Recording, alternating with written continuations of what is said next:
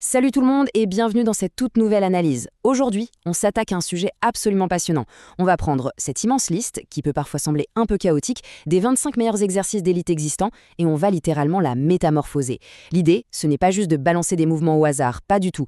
L'objectif, c'est qu'on classe les mouvements sélectionnés par groupe musculaire pour une routine complète, en se basant sur la vraie anatomie. Chaque muscle reçoit exactement le stimulus dont il a besoin pour exploser. Fini les séances au feeling, on passe à la science pure et dure de la construction musculaire. Allez, on rentre dans le vif du sujet. Le plan d'action se fait en 5 étapes super logiques. 1. Le bas du corps. 2. Les pectoraux et épaules. 3. Le dos complet. 4. Les bras et les muscles oubliés. Et 5. La progression continue. Parce que pour vraiment comprendre comment construire un physique harmonieux, il faut absolument catégoriser tout ça anatomiquement, et pas juste faire un bête compte à rebours d'exercices. Section numéro 1. Le bas du corps. La fondation absolue du physique. Une routine vraiment solide, ça commence toujours par le sol, c'est la base. Et voici un chiffre assez fou qui remet tout en perspective. 58. Les IRM nous montrent que jusqu'à 55% de la masse musculaire totale chez les hommes et carrément 58% chez les femmes, ça se trouve uniquement dans les jambes. C'est colossal. Et c'est très exactement pour cette raison que le roi incontesté de tous les exercices habite dans cette zone. Ce qui est vraiment super intéressant ici, c'est de voir comment chaque muscle a son maître absolu. Le squat règne en maître suprême pour la masse globale, ça on le sait. Mais pour cibler spécifiquement le droit fémoral, le leg extension est redoutable. Et regardez le Nautilus Glute Drive. C'est une machine géniale pour surcharger massivement les hanches sans jamais épuiser les quadriceps. Et pour les mollets, les faire debout, ça s'avère bien plus efficace. C'est là qu'on réalise à quel point le choix d'un exercice précis change absolument tout.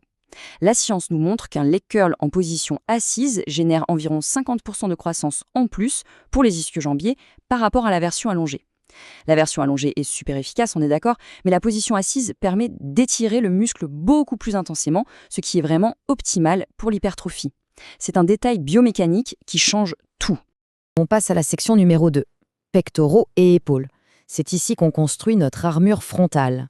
Pour les mouvements de poussée, il faut vraiment mettre en lumière le développé couché incliné, ou incline bench press. C'est le roi définitif des mouvements de pression. Pourquoi ?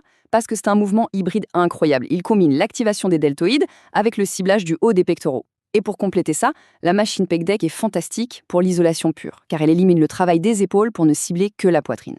Mais attention, pour obtenir cette fameuse silhouette en X super esthétique, il y a un impératif, les élévations latéraux.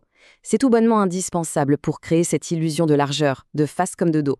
Il faut vraiment isoler ces deltoïdes latéraux, parce qu'ils sont souvent mis de côté pendant les gros développés lourds. Et petite astuce, utiliser les poulies, c'est génial ici. Ça offre une tension super fluide et constante, surtout quand le muscle est complètement étiré. Section numéro 3, le dos complet. On cible l'épaisseur et la largeur.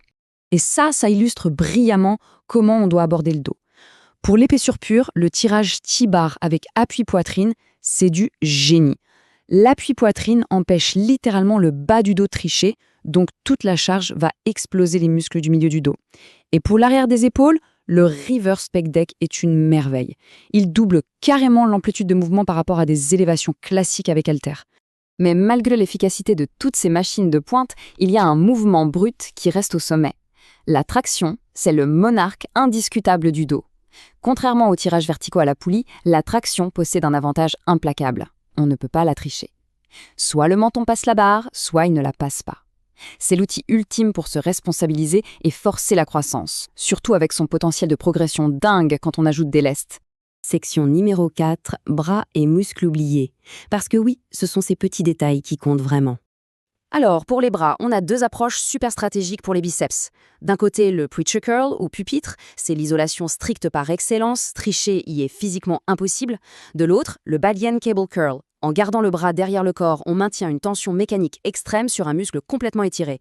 C'est vraiment le combo parfait entre rigueur et étirement. Et pour les triceps, les données sont juste frappantes. Faire ces extensions de triceps au-dessus de la tête, ça génère carrément 40% de croissance en plus par rapport aux extensions classiques vers le bas. Pourquoi ? Tout simplement parce que la position au-dessus de la tête vient étirer le chef-long du triceps de façon optimale. Sur une période de 12 semaines, les résultats sont drastiquement supérieurs. Le placement articulaire, ça fait vraiment toute la différence. Et par pitié, ne zappons pas les muscles soi-disant oubliés. Les avant-bras, c'est un peu les mollets du haut du corps, ils sont toujours visibles. Mais j'ai un petit fait super surprenant pour vous sur l'entraînement du cou. Non, muscler son cou naturellement ne donne absolument pas d'apnée du sommeil, c'est un mythe total. En fait, la vraie coupable, c'est la graisse de la langue. Travailler le cou réduit les douleurs, forge un look ultra puissant, et en plus, ces muscles grandissent remarquablement vite quand on les cible enfin.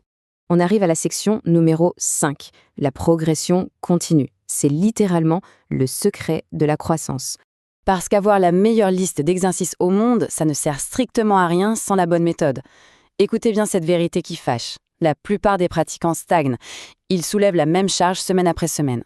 Donc, le point absolument crucial, c'est que sans tracer rigoureusement ses poids, la stagnation est garantie. Le corps est une machine d'adaptation. Pas de nouvelles raisons de forcer, pas de nouveaux muscles. C'est aussi simple que ça. La vraie progression logique repose sur 3 étapes de base. 1. On suit ses performances à la lettre avec des outils comme Macrofactor par exemple. 2. On ajoute un tout petit peu de poids ou juste une rep de plus chaque semaine. Et 3. L'étape qui change tout, on garde une technique parfaitement constante. Un record personnel ne compte que si l'exécution, comme par exemple une belle descente lente et contrôlée, reste millimétrée d'une séance à l'autre. Alors la réflexion finale se résume à ça. Quel groupe musculaire ou quel exercice ultime manque à votre routine actuelle? En appliquant cette logique implacable où l'on classe les mouvements sélectionnés par groupe musculaire pour une routine complète, on débloque un potentiel énorme. Il est grand temps de combler ces petites lacunes à la salle. Merci infiniment d'avoir suivi cette analyse approfondie. On se retrouve très vite pour décortiquer de nouvelles données passionnantes.